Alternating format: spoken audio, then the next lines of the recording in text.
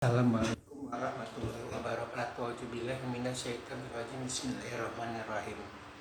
Wasubhi iza asfar, dan demi subuh apabila mulai terang.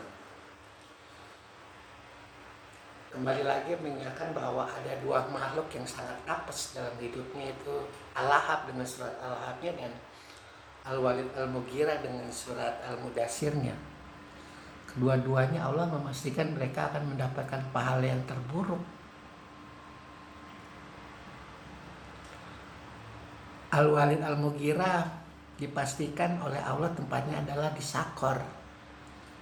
Dan 3 ayat terakhir mengatakan bahwa demi bulan dan demi malam apabila telah berlalu dan demi subuh apabila mulai terang,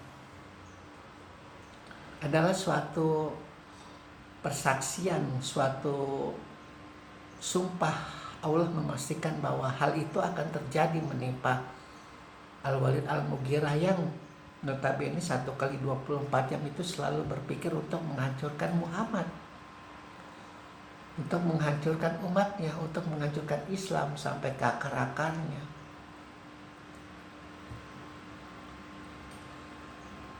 Kenapa Al-Quran bisa diterima oleh seluruh kalangan lapisan masyarakat, mulai dari orang yang strata terendah sampai strata tertinggi, adalah karena kata-katanya itu yang ajaib, lahir di tengah-tengah kaum jahiliyah.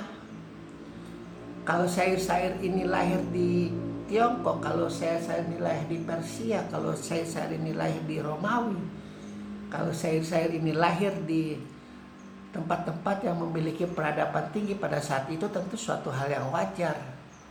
Namun ini di tempat yang sangat jahil, yang meskipun jahil memiliki juga legitimasi kecintaan yang tinggi terhadap sastra. Makanya Muhammad itu mencengangkan kata-katanya, sama mencengangkan kata-katanya dengan bilahan tajam pedang keadilan yang ditancapkan ke muka bumi ini. Demi bulan dan demi malam apabila telah berlalu dan demi subuh apabila mulai terang. Suatu kata 3 yang bahwa manusia itu pasti menyaksikan bulan pada saat itu, karena dengan kemampuan berpikir mereka,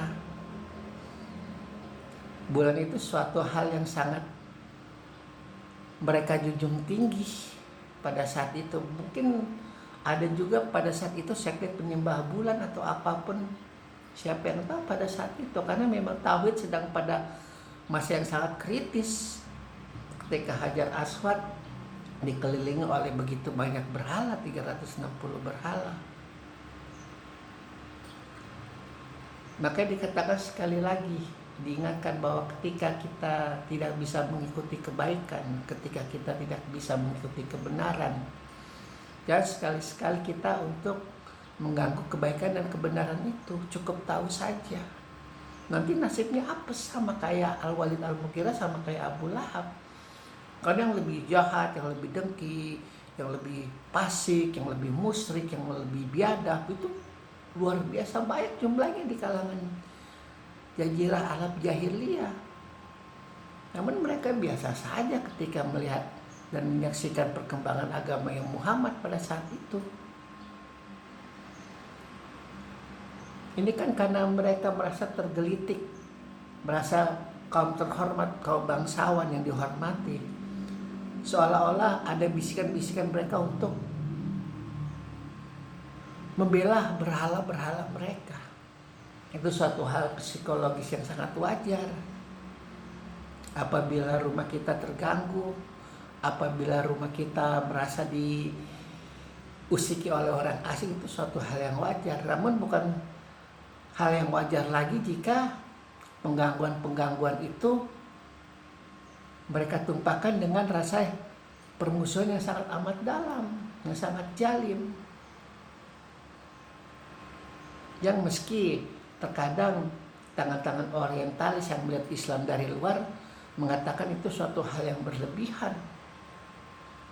Bahkan dikatakan bahwa Muhammad lah yang sebenarnya membantai begitu banyak orang Arab pada saat itu. Kalau di medan perang benar, tapi ketika mereka mengatakan setelah Muhammad menang lalu seluruh orang kafir dibariskan yang tidak bersyahadat di penggal kepala, itu adalah suatu hal yang tidak benar. Makanya Allah mengatakan di dalam surat yang lain bahwa apa yang dimakan oleh nabiku sama juga apa yang dengan dimakan oleh tawanannya, bahkan lebih enak, lebih lezat. Dan nabiku melakukan itu bukan untuk mendapatkan simpati politik, untuk mendapatkan simpati tawanan-tawanannya, bukan, karena rasa belas syukurnya kepada Allah karena sudah dimenangkan dalam sebuah peperangan. Begitu. Kembali ke dalam surat Al-Mudaththir ini bahasa Sanskerta, ini bahasa puisi, bahasa syair yang sangat indah. Sekali lagi Allah mengatakan bahwa demi bulan, wahai kaum kafir Quraisy, demi malam apabila telah berlalu, dan demi subuh apabila mulai terang. Karena Allah paham bahwa pada saat malam itu manusia dalam kondisi puncak pemikiran yang paling dalam, sama seperti Muhammad yang selalu bertapakur di dalam gua Hiro, memikirkan kehidupan, nasib umatnya, nasib masyarakatnya, begitu tenggelam dalam kejaliman. Dan sekali lagi, tidak ada satupun nabi dari sejak zaman Nabi Adam sampai Muhammad sampai akhir zaman nanti kelak, siapapun itu, wali, imam, atau siapapun itu, yang tidak membela umat wanita. Bagaimana para wanita diperlakukan semena-mena ketika mereka tidak bergairah lagi terhadap istrinya, sudah diberikan kepada pamannya, diberikan kepada tetangganya, dijual, istilah kasarnya. Bagaimana tidak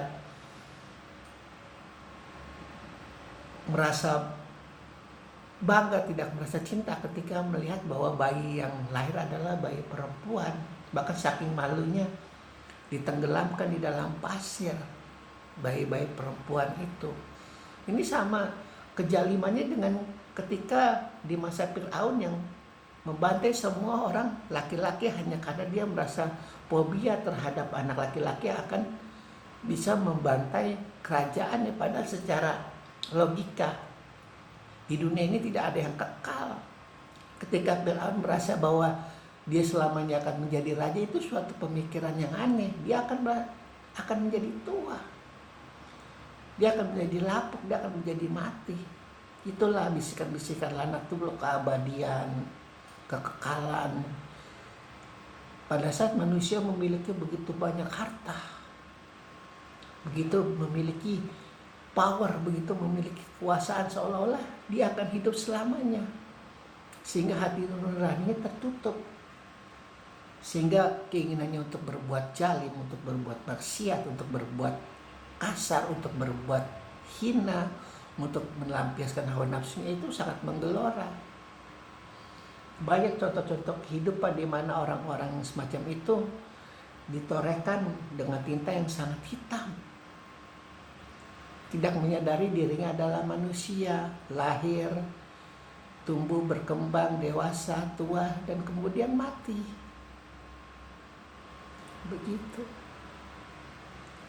Jadi Sakor adalah suatu tempat yang mungkin tidak akan dihuni oleh Al-Walid Al-Mughirah.